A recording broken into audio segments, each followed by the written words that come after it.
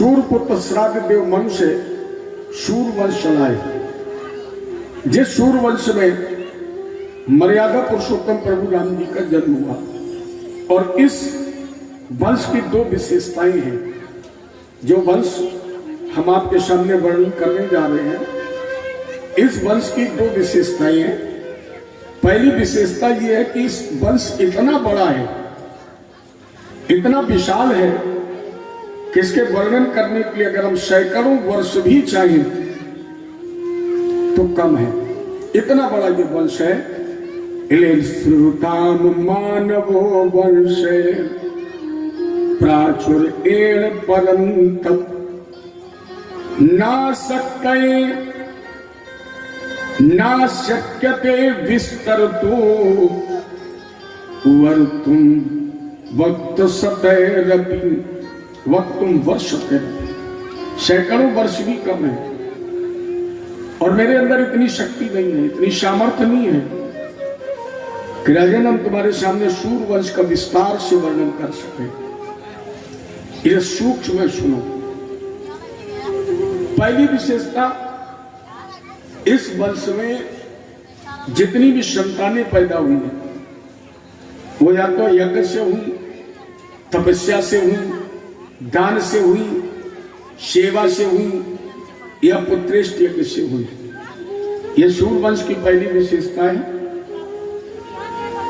दूसरी विशेषता, इसमें 64 पीढ़ी तक कुल पुरोहिती का कार्य वशिष्ठ जी ने किया। 64 पीढ़ी तक। तो ये ब्रह्मा जी के पुत्र थे, और जब इनसे कहा गया कि आप कुल पुरोहिती का कार्य करें तो वशिष्ठ जी ने कहा यह कार्य मुझसे नहीं होगा। क्यों नहीं होगा? बोले उपरोहित कर्म अति मंदा वेद पुराण श्रमति कर निंदा। ये उपरोहिती कार्य मुझसे नहीं होगा क्योंकि इसकी निंदा वेद शास्त्र पुराण उपनिषद करते हैं, तो वे निंदनीय कार्य नहीं करेंगे। ब्रह्मा जी ने कहा कि अगर तुम ये कार्य करोगे तो इसी वंश में आने के वाले प्रभु राम का तुम्हें दर्शन हो जाएगा। तो भगवान राम की दर्शन अभिलाषा से वशिष्ठ जी ने 64 पीढ़ी तक कुल पुरोहिती का कार्य किया। ये इस वंश की दूसरी विशेषता है।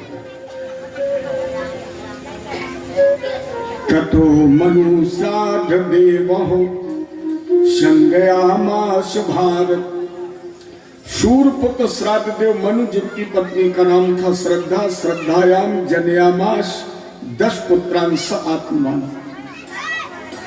शूरपुत्र वैवस्वत श्राद्ध देव मनु ने अपनी श्रद्धा नाम की पत्नी से 10 पुत्र पैदा किए, लेकिन इसके पहले ये निसंतान थे। और इस निसंतानता के अभाव को दूर करने के लिए इन्होंने वशिष्ठ जी के द्वारा मैत्रवर्णा नाम की यज्ञ की रचना की। वशिष्ठ जी ने कहा अगर ये यज्ञ करोगे तो तुम्हें पुत्र की प्राप्ति होगी। लेकिन एकांत में गुरु वशिष्ठ जी से श्रद्धा ने कहा कि मुझे बेटी चाहिए, तो इन्होंने पुत्रेष्ट की जगह पुत्रिष्ट। और परिणाम समय यज्ञ के परिणाम से इनको एक बेटी मिली जिसका नाम था इला। श्राद्ध मन का गुरु जी भगवन के मदम जाता कर्म वो ब्रह्म भाविनाम विपर्यम हो कष्टम एव स्यात् ब्रह्म विक्रियाम। गुरु जी ब्रह्मा का विधान कैसे पलट गया?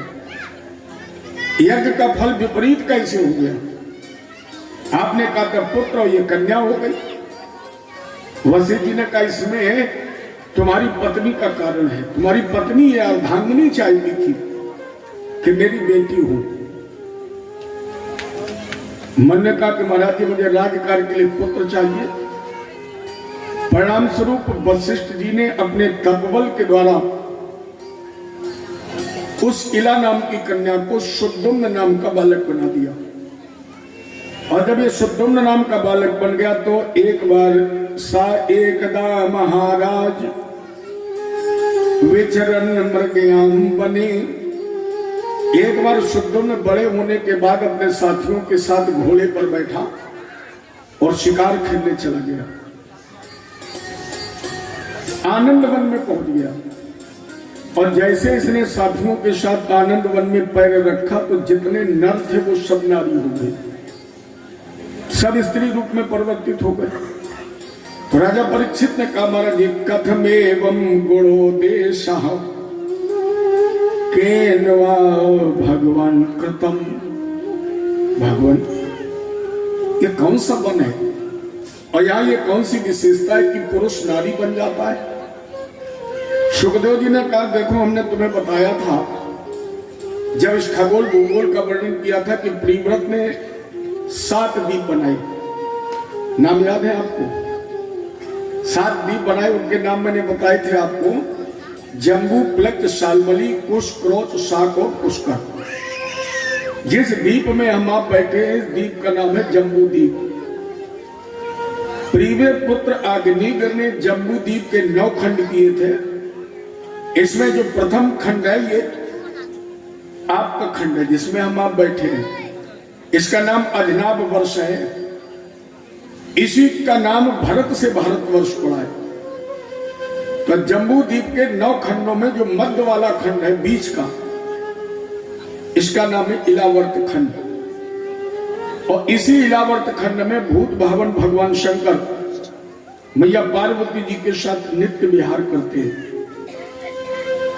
एक दिन भगवान शंकर देवी पार्वती जी के साथ इसी आनंद वन में, हमें तो दिगंबर वेश है इनका, तन पर एक धागा तो है नहीं, बिल्कुल नग्न थे। तब तक वहां से ब्रह्मा जी के मानस पुत्र सनक सनंदन सनातन संत कुमार जी निकले।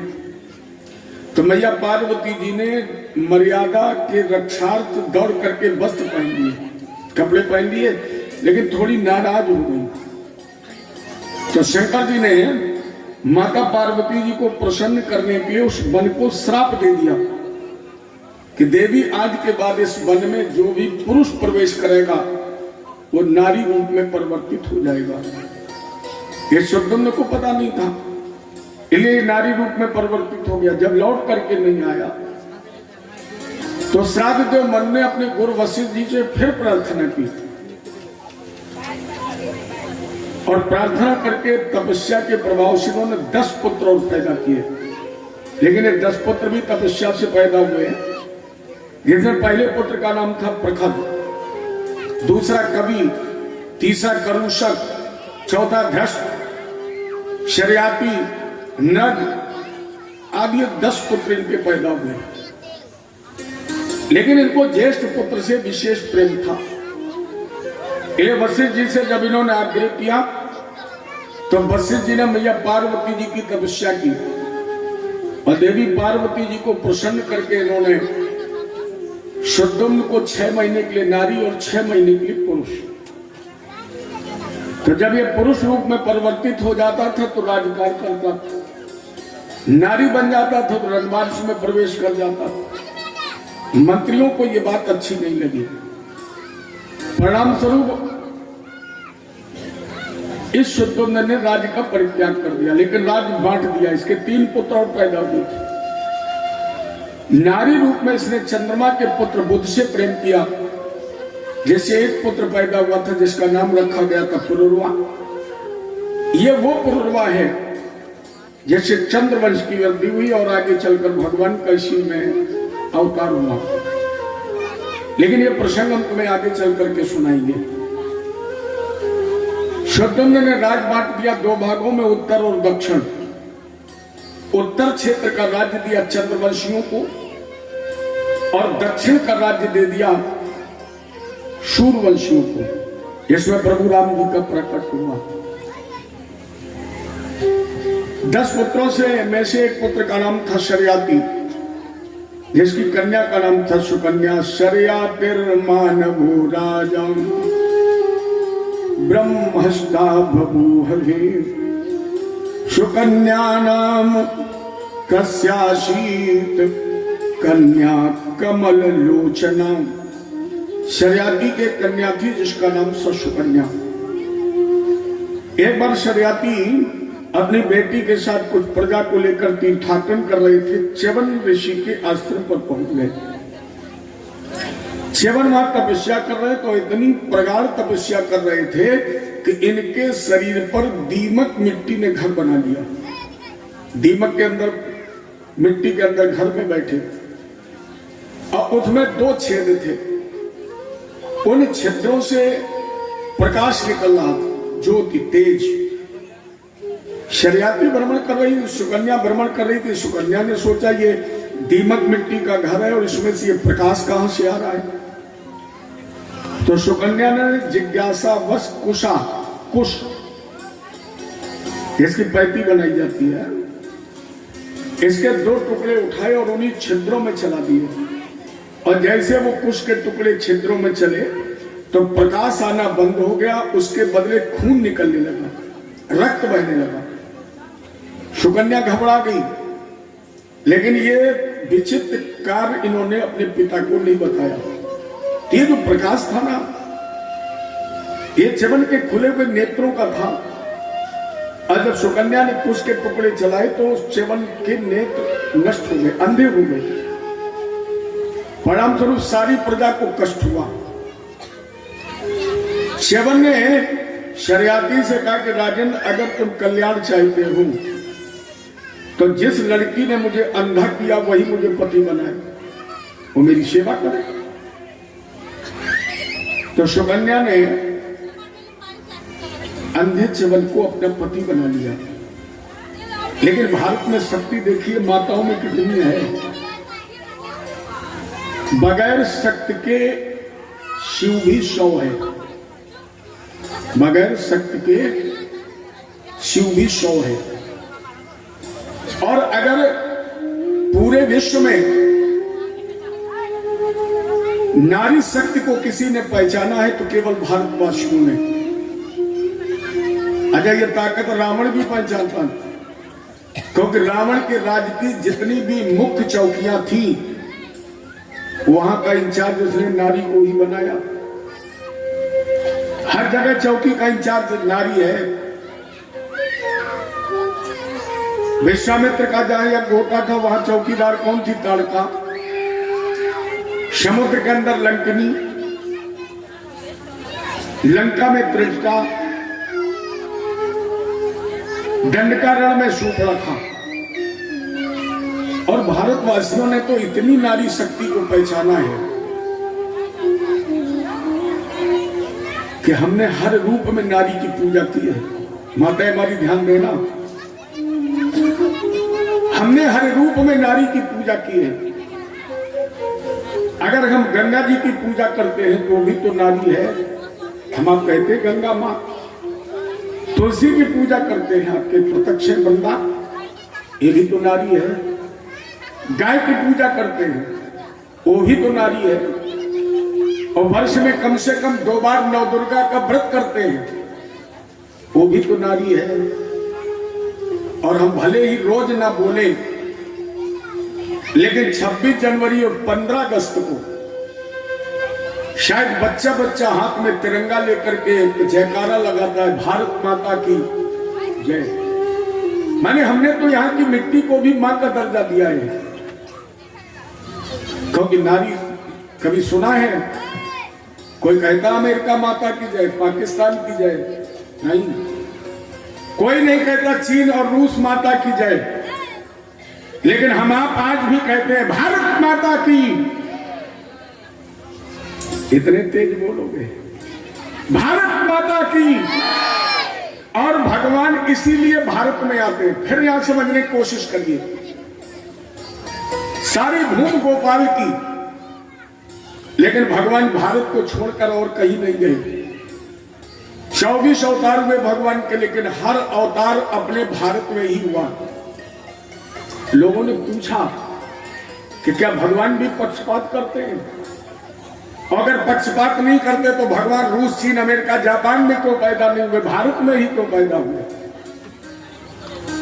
इसका सबसे सरल उत्तर है, किसी को भी जन्म लेने के लिए मां की गोद चाहिए। किसी को भी इस पृथ्वी पर आने के लिए गोद चाहिए।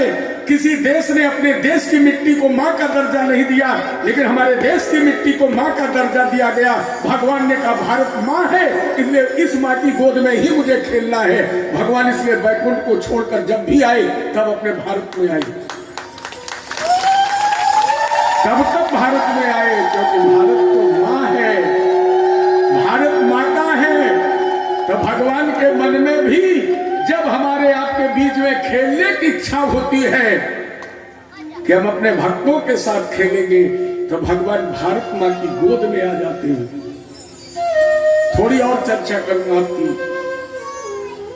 क्योंकि पश्चिम बंगाल की माताएं कहीं हमारे यहां से अच्छी है। हालांकि हमारे यहाँ के लोग सुनेंगे तो जब हम लौट के जाएंगे तो कुछ माताएं नाराज भी होंगी, शिकायत भी करेंगी और वो कहेंगी महाराज जी तुम बड़े दल बदलू हो कि जब उत्तर प्रदेश में रहते हो तो यहाँ तारीफ करते हो। लेकिन वास्तव में आज मुझे ऐसा लग रहा है कि आप कहीं अच्छी है हमारे उत्तर प्रदेश से, क्योंकि यहाँ तो मुझे कोई ऐसी महिला दिखाई नहीं पड़ रही है जिसके मस्तक पर तिलक शोभा ना पा रहा हो। हमारे उत्तर प्रदेश में बहुत कम ऐसा है। यहाँ तो छोटे छोटे बच्चे भी अपने मस्तक पर तिलक लगाए हुए हैं। मुझे प्रसन्नता होती 24 घंटे में जो भी मुझे जितनी बार मिलता है वो कम से कम हाथ उठा करके ये तो कहता है कि महाराज जी राधे राधे है? कितने अच्छे हैं। और मैं तो कह सकता हूं आप जैसी नारियों के दम पर भी तो ये पृथ्वी टिकी है, आप जैसी माताओं के बल पर ही। ये थोड़ी चर्चा आज कर मन कर रहा है। एक बार बहुत गौर से सुनना, और ये बताने का मतलब है कि आप अपनी सोई हुई ताकत को जगाइए। जो सो रही है ना शरीर के अंदर ताकत, इसे जगाइए। एक बार अमेरिका में प्रवचन हो रहा था, हमारे हरिद्वार के एक संत बोल रहे थे और यही कह रहे थे कि हमारे देश की नारियों में वो ताकत है जो भगवान को भी इस पृथ्वी पर अवतरित कर सकती है। अमेरिका के एक नागरिक ने खड़े होकर के कहा, महाराज रुक जाइए। क्यों? अरे बोले भारत की माताएं क्या कर सकती हैं? क्यों? बोले भारत की नारियां रोटी बना सकती हैं, अपने पति के कपड़े धो सकती हैं, परिवार पाल सकती हैं, चौका बर्तन कर सकती हैं, पति की सेवा कर सकती हैं, परिवार चला सकती है। इसके अलावा और क्या कर सकती है? लेकिन मेरे देश की नारी को देखिए, अमेरिका को बहुत बड़ा दम है झूठ बोलने का, और वो साफ झूठ बोल गया कि मेरे देश की नारियां तो अंतरिक्ष लोक में जाती हैं।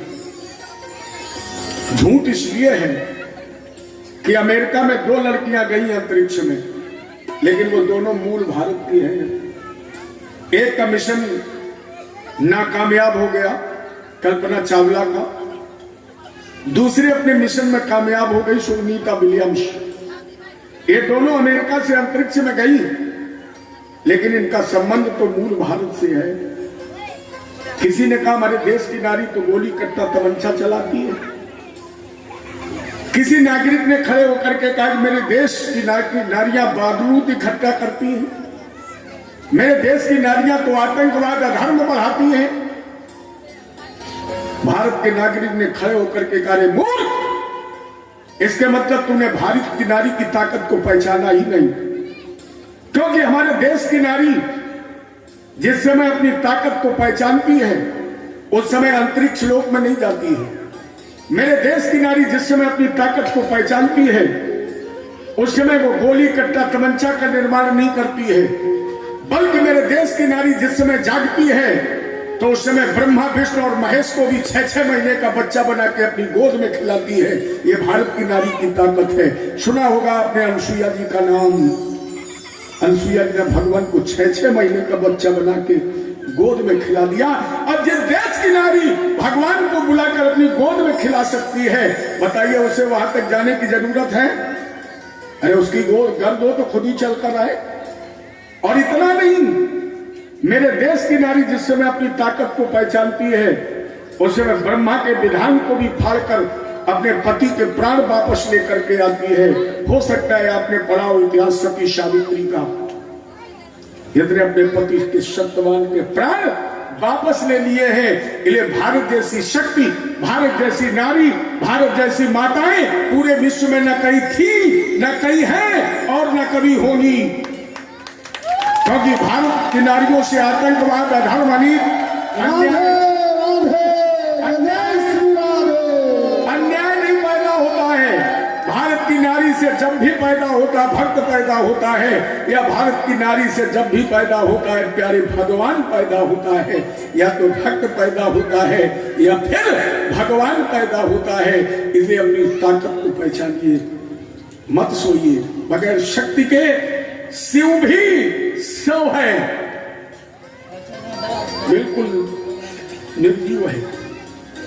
तो हमारे देश की नारियों का तो इतिहास है, वो गुरुता है भारत की नारियों की, वो गरिमा है, वो गौरव है, वो प्रतिष्ठा है, जिसके सामने भगवान को भी झुकना पड़ता है। ये सुकन्या ने भी प्रमाणित किया और इन्होंने अपने नारीत्व धर्म का निर्वहन करने के लिए अंधे च्यवन का वर्ण किया और अपने तपबल के द्वारा देवताओं के वैद्य अश्विनी कुमार को प्रसन्न किया। अश्विनी कुमारों ने एक सरोवर में, तालाब में सकल औषधियां डाली, सारी दवाएं डाली और इनको लेकर के प्रवेश कर गए। और जैसे तालाब में प्रवेश करके बाहर निकले तो तीनों का एक रंग, एक रूप, एक साज, एक श्रृंगार। तीनों के मुख से आवाज आई, सुकन्या अपने पति को पहचान लो। अब सुकन्या ने देखा कि तीनों का एक रंग, एक रूप, एक साज, एक लंबाई, एक चौड़ाई, एक वजन, एक कपड़े के रंग, कैसे पहचाने? अरे बताइए, आपके सामने है, दो चार लोग बिल्कुल एक जैसे बना के खड़े कर दिए जाए, आप पहचान पाओगे? लेकिन भारत की नारी में वो भी ताकत है कि हजारों की भीड़ में अगर पति खो जाए तो पत्नी ढूंढ सकती है। हजारों की भीड़ में बच्चा छोड़ दीजिए, इतनी भीड़ में एक छोटा बच्चा छोड़ दीजिए, अब उसे केवल आप चलने की जगह देते जाइए, वो रो रो करके अपनी माँ को इतनी भीड़ में ढूंढ लेगा। बिल्कुल, चाहे वो जड़ हो, ज्ञान नहीं होता, लेकिन ढूंढ लेगा। तो यहां सुकन्या ने भी अपने पति को ढूंढने की युक्ति लगाई और भगवान का ध्यान किया, प्रभु अगर मैंने मन वाणी कर्म से केवल अपने पति के चरणों की सेवा की हो तो आप मुझे वो आशीर्वाद दीजिए जिससे मैं पति को पहचान जाऊं। अचानक पूर्व प्रेरित हुआ कि इस पृथ्वी पर जन्म लेने वाले की छाया पड़ती है, देवलोक से आने वाले की छाया नहीं पड़ती है, प्रतिबिंब बनता है। और इसी आधार पर सुकन्या ने अपने पति च्यवन का वर्ण कर लिया। इन्हीं के नाम से अपने भारत में एक औषधि चलती है, च्यवनप्राश। च्यवन जी के नाम से ही एक औषधि चली है अपने भारत में जिसका नाम है च्यवनप्राश। इसके बाद च्यवन ने यज्ञ कराया, जैसे अश्विनी कुमारों को आहुति देने लगे, इंद्र ने वज्र उठा लिया, लेकिन च्यवन ने वही हाथ स्तंभित कर दिया। यज्ञ जब पूर्ण हो गया, इंद्र के अनुरोध पर च्यवन ने स्तंभन मंत्र काट लिया। इधर सरियाती ने सोचा कि मेरी बेटी ने एक अंधे वृद्ध तपस्वी च्यवन का वर्ण किया है, देखें उसका जीवन कैसे कट रहा है।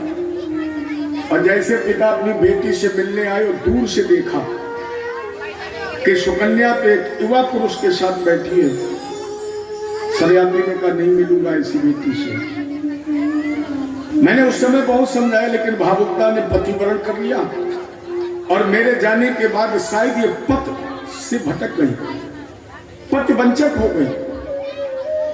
लोग कहते हैं पुत्र बड़ा है, लेकिन हमारे शास्त्र कहते हैं कि पुत्र से बेटी बड़ी है, क्योंकि पुत्र केवल एक कुल में प्रकाश करता है, लेकिन बेटी अगर चाहती है तो दो कुल में प्रकाश करती है। वो दो कुल में प्रकाश करती है, मायके में रहती है तब तक माता पिता के कुल में प्रकाश करती है, और जब डोली पर बैठकर विदा होती है, ससुराल पहुंचती है, तब वो ससुराल में जाकर के अपने माता पिता के नाम का प्रकाश भर देती है। और बेटा भगवान ही मालिक है, वो तो बस इतनी चिंता में रहता है कितनी जल्दी शादी हो जाए, और शादी हो नहीं पाई, बोले मम्मी पापा चले जाए सो ठीक है, कौन सेवा करेगा। और मेरी समझ में हाथ के प्रवेश में तो मंडप के नीचे बहुमाला जपने लगती है, सास ससुर गोविंदाय नमो नमः हो जाए, लेकिन बेटी कभी चाहती है। आप कभी भी गौर करके देखना, बेटी और बेटा दोनों बराबर उम्र के होंगे, बराबर दरवाजे पर खेल रहे होंगे, और पिता उधर से आएगा तो आप देखना सबसे पहले पिता के पास कौन पहुंचेगा? बेटा नहीं पहुंचेगा, और बेटा पहुंचेगा भी तो झोला पकड़ेगा, बैग पकड़ेगा, लेकिन बेटी दौड़ करके पिता के पानी लेकर के आएगी। बेटा नहीं लाता है, बेटी लाती है, बेटी ही पानी पिलाती, तो दो कुल में प्रकाश करती है। शरियाती ने सोचा अब नहीं मिलेंगे, और जैसे वापस चलने लगे च्यवन दौड़ करके आगे, पिताजी रुक जाइए, आपकी बेटी तो महान है, क्योंकि आपकी बेटी ना होती तो इस अंधे च्यवन को नेत्र ज्योति न मिलती। दौड़ करके शरियाती ने अपनी बेटी को हृदय से लगा लिया, वापस आए। इधर श्राद्ध ब्राह्मण के एक पुत्र का नाम था नभक। नभक से एक पुत्र पैदा हुआ था जिसका नाम था नाभाग। नाभागो नभगापत्यम ततम भ्रातरम कवि। नभग के पुत्र का नाम नाभाग। नाभाग का अर्थ है ना माने नहीं, भाग माने हिस्सा। उस बेटे को हम नाभाग कह सकते हैं जिसे पिता की संपत्ति से बेदखल कर दिया गया हो। तो नाभाग ने पढ़ने के बाद पिताजी से पूछा कि पिताजी अब हमें आपने क्या दिया है, मेरे जीविकोपार्जन के साधन क्या है? तो नाभाग ने कहा कि बेटा तुम अभी काशी बनारस से पढ़कर आए हो, और यहां से कुछ दूर पर अंगिरावंशी राजा यज्ञ कर रहे, उनके यज्ञ में व्यवधान आ जाता है, पूर्ण नहीं हो रहा है, तो तुम अपने ज्ञान के द्वारा वो यज्ञ पूरा करा दो, और जब यज्ञ पूरा हो जाएगा राजा स्वर्ग चले जाएंगे, तो उनकी अनुपस्थिति में जो धन बच जाए वो तुम ले लेना, वही हम तुम्हें देते हैं। नाभाग ने वो यज्ञ पूरा कराया। राजा लोग जब स्वर्ग चले गए तो जो धन बचा वो नाभाग ने इकट्ठा किया, और जैसे लेकर चलने लगे रुद्र भगवान प्रकट हो गए, शंकर जी प्रकट हो गए, और कहा नाभाग यह धन यही रख दो। क्यों? बोले यह धन मेरे पिता ने मुझे दिया है। नाभाग ने कहा कि यह धन मुझे दिया है, अभी दिया है पिता ने, आपको कब दिया? शंकर जी ने कहा कि जब मेरी पत्नी सती ने अपने प्राणों का त्याग किया और मैंने क्रोध किया, तो भगवान शंकर ने आवेश में जब इस सती के पार्थिव शरीर को लेकर के भ्रमण करना शुरू किया, तो ब्रह्मा जी ने प्रसन्न करने के लिए स्तुति की और कहा जाने तुमीशम विश्वस्य जगतो योन बीजयु। हे भोलेनाथ प्रसन्न हो जाइए, हम तुम्हें वरदान दे रहे हैं कि आज से यज्ञ में जो अवशेष धन बचेगा उस पर अधिकार आपका होगा। तो यहां जब हम आप यज्ञ में हवन आहुति देते हैं ना, तो कुछ सामग्री हवन कुंड के बाहर गिर जाती है, तो कभी भी कुंड के अंदर नहीं डालनी चाहिए। जो 3 पर्दी का हवन बनता है, कुंड बनता है, और हम आप आहुति देते हैं, तो आहुति से जो शाकल जो संविधा कुंड के बाहर गिर जाती है वो कुंड के अंदर नहीं डालनी चाहिए, क्योंकि वो अपने आप आहुति भगवान शंकर को मिल जाती है। जितनी बाहर गिरती है वो सारी आहुति शंकर जी की होती है। ये धन मुझे भोलेनाथ ने दिया, ब्रह्मा जी ने दिया। अब दोनों लड़ते हुए नभक के पास पहुंचे। नभग ने कहा बेटा सत्यता तो ये है, किस धन पर अधिकार शंकर जी का ही है, दे दो। तो नाभाग ने वो धन शंकर जी को दे दिया, लेकिन शंकर जी को तो धन की चाहत है नहीं। हमारे यहाँ लोग गाते धन धन भोलेनाथ तुम्हारे कौड़ी नहीं खजाने में, 3 लोक बस्ती में बसा गए आप बसे वीराने में। शंकर जी ने वो धन नाभाग को दे दिया। इसी